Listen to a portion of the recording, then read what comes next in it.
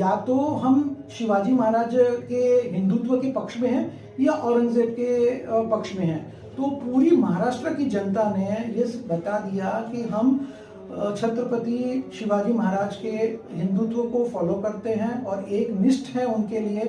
हम औरंगजेब की विचारधारा को नहीं मानते और निश्चित तौर पे हिंदू वोटर ने ये तय कर लिया था कि हम ऐसी पार्टी को समर्थन नहीं करेंगे जो हमें खत्म कर।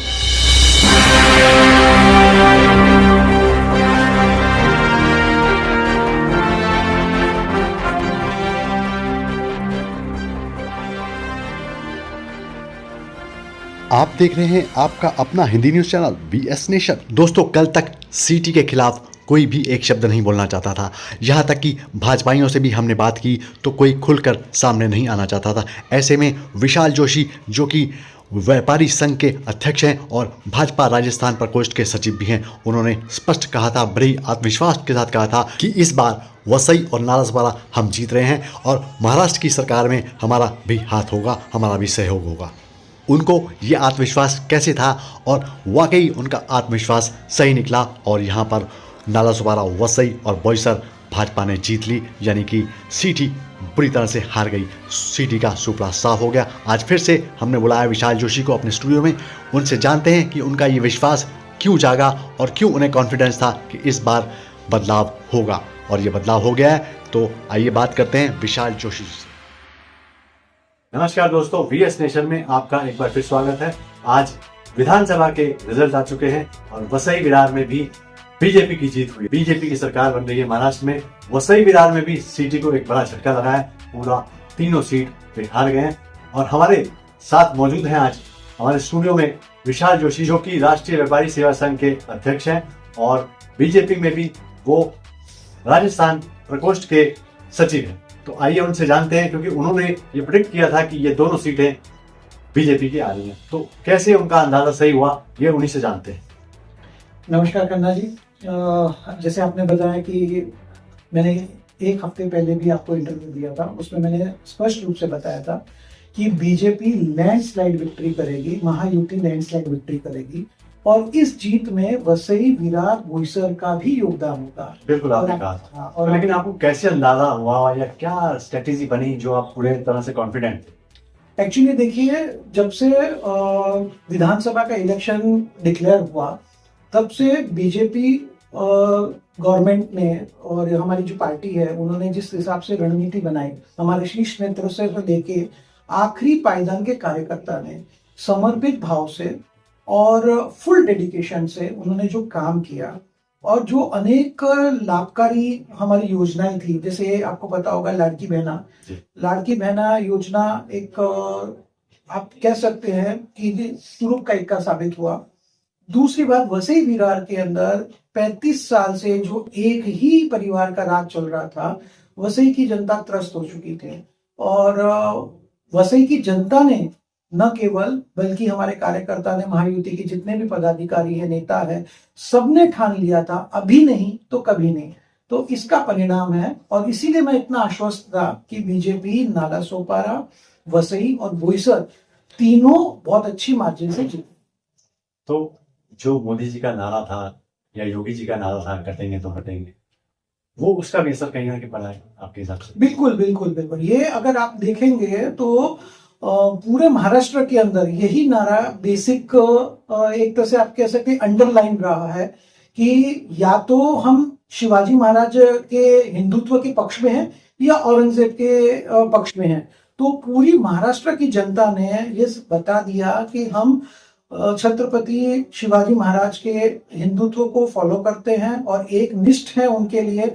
हम औरंगजेब की विचारधारा को नहीं मानते और इसीलिए आपने देखा होगा जो लैंडस्लाइड विक्ट्री है 230 का भी 231, ये जो दिख रही है सीट, हो सकता है 2-4 सीट आगे पीछे और हो जाए समय के अनुसार। तो ये जो लैंडस्लाइड विक्ट्री है वो यही है हिंदुत्व की हार्डलाइन, कोर लाइन, कि हमने किसी का विनाश नहीं किया, हम किसी धर्म के विरुद्ध नहीं है, मगर हमारे विरुद्ध जब आप हमको खत्म करने की बात कहोगे तो हिंदू पूरा एकत्रित होकर उसका जवाब देगा। मतलब ये चुनावों में हिंदू एक साथ आ गया है, उसको पता चल गया कि हमें अब एक होने का समय आ गया। बिल्कुल, आपने देखा होगा कि कुछ महीने पहले आपने बांग्लादेश में देखा, सत्ता परिवर्तन हुआ, वहां पे हिंदुओं पे, अगर सत्ता परिवर्तन होना ही था तो हिंदुओं पे अत्याचार होने की वजह क्या, उनको मारने की वजह क्या, उनके धर्म स्थान को तोड़ने की वजह क्या? जब सिर्फ सत्ता परिवर्तन है तो हिंदुओं को टारगेट क्यों किया गया? तो ये जो सोच है ना गजवाहीन, ये यहाँ पे कुछ है जो आप कह सकते हैं कीटाणु है, हमारे यहाँ पे कुछ ऐसे कीटाणु है जो समय समय पे बाहर आते हैं, मगर उसका इलाज भी हमारे सनातन धर्म समय समय पे करता आया। जब 1000 साल की गुलामी में भी हिंदू खत्म नहीं हुए, तो ये जो सिर्फ चंद वोटों की राजनीति लेके जो आ रहे हैं, उनको लगता है कि हमें सत्ता मिल जाएगा। जैसे अभी ये महायुति ने तो लिख के भी समर्थित दिया था, शरद पवार ने लिखा, उद्धव ठाकरे ने लिखा। मैं तो आश्चर्य उद्धव ठाकरे पे, जिस बाला साहब ठाकरे हिंदू हृदय सम्राट के वो जनक जाने जाते थे, उनके पुत्र ही इतने विरोधाभास में इतने गिर गए, इतना अपने आप को खत्म कर लिया, उनके विचारों को खत्म कर लिया, पार्टी को खत्म कर लिया। तो निश्चित तौर पे हिंदू वोटर ने ये तय कर लिया था कि हम ऐसी पार्टी को समर्थन नहीं करेंगे जो हमें खत्म करने की बात करे, जो हमें बीमारी कहे, कभी कीटाणु कहे, कभी विनाश के लिए कहे, हमारे देवी देवताओं का मजाक उड़ाए। ऐसे पार्टियों को हम वोट नहीं देंगे। अभी महाराष्ट्र में जो मेन मुद्दा चल रहा है कि सीएम कौन है ना, देवेंद्र फडणवीस के समर्थक वो चाहते हैं कि वो बने और शिंदे जी के समर्थक चाहते हैं कि वो बने। तो आपको क्या लगता है क्या हल निकलेगा इससे? देखिए, ये तो निश्चित तौर पर है, जिस पार्टी का कार्यकर्ता होगा वो चाहेगा कि उसका नेता ही सीएम बने। ये हो गई कार्यकर्ता की इच्छा और उसके मन की बात। मगर आपको पता है कि बीजेपी आज से नहीं कई सालों से, और मैं ये कह सकता हूं कि महायुति धर्म निभाने में बीजेपी बहुत आगे रही है। तो जैसे हमारे गृह मंत्री जी अमित शाह जी ने कहा कि हम तीनों पार्टियों की शीर्ष नेतृत्व में बैठेंगे। आज के बयान में भी आप देख लीजिए, जहां पे हमारे सीएम साहब एकनाथ शिंदे जी भी कह रहे हैं कि हम सब लोग एक साथ में बैठ के निर्णय करेंगे। हमारे नेता देवेंद्र फडणवीस जी भी, उन्होंने भी यही बात की। तो मैं ये कहना चाह रहा हूं कि जब हमारे शीर्ष नेतृत्व जब ये बात कह देते हैं तो ये विषय कहीं उठता ही नहीं है। निश्चित तौर पे सब बैठेंगे और मिलजुल कर जो फैसला होगा वो सर्वमान्य होगा। वसई विरार में आपको लगता है कि अब विकास तेजी से होगा? जो यहाँ पे काम नहीं हो रहे थे वर्षों से, अब वो जल्दी होंगे? बिल्कुल, ये तो 100% है। आपको पता होगा वसई विरार अभिशप्त था। 35 सालों से एक ही परिवार की सत्ता होने के बावजूद यहाँ की जनता मूलभूत सुविधा से वंचित थी। आपने पिछले इंटरव्यू में भी पूछा था कि हर बार रोड की बात आती है, पानी की बात आती है, बिजली की बात आती है, कचरा उठाने की बात आती है, मगर ये समस्या जस की तस थी। इसलिए जब अब यहाँ पर हमारा हक का एमएलए होगा, राजन नायक जी अपने नालासोपारा से जीते हैं, स्नेहा दीदी हमारे वसई से जीती है, विलास तरे हमारे बोईसर से जीते हैं। तो ये तीनों आमदार जब अपने पूरे बल का इस्तेमाल करेंगे तो ये जो मूलभूत सुविधा है वो तो मिलेगी, प्लस जो विकास को एक रफ्तार मिलनी है वो भी निश्चित तौर पर मिलेगी। अच्छा, अब जल्द ही मुझे लगता है कि यहाँ नगर सेवक के भी चुनाव होंगे, है ना, महानगर पालिका के, बोल दीजिए यहाँ पे वसई विरार महानगर पालिका, तो उसमें इसका क्या संबंध है? मुझे नहीं लगता इस विषय में मुझे कुछ कहना चाहिए अभी, क्योंकि कारण क्या है, ये विषय अभी इलेक्शन कमीशन और सुप्रीम कोर्ट के अंदर मामला अटका हुआ है महानगर पालिका का। नहीं, लेकिन जब भी चुनाव होंगे तो इस जो सीट की हार हुई है उसका लाभ हमें, मतलब बीजेपी के कितने कैंडिडेट आने की संभावना रखते हैं? क्या वसई विरार शहर नगर पालिका में भी बीजेपी का डंका बजेगी? हो सकता है, बिल्कुल हो सकता है, और मैं तो सोचूंगा निश्चित तौर पे होगा।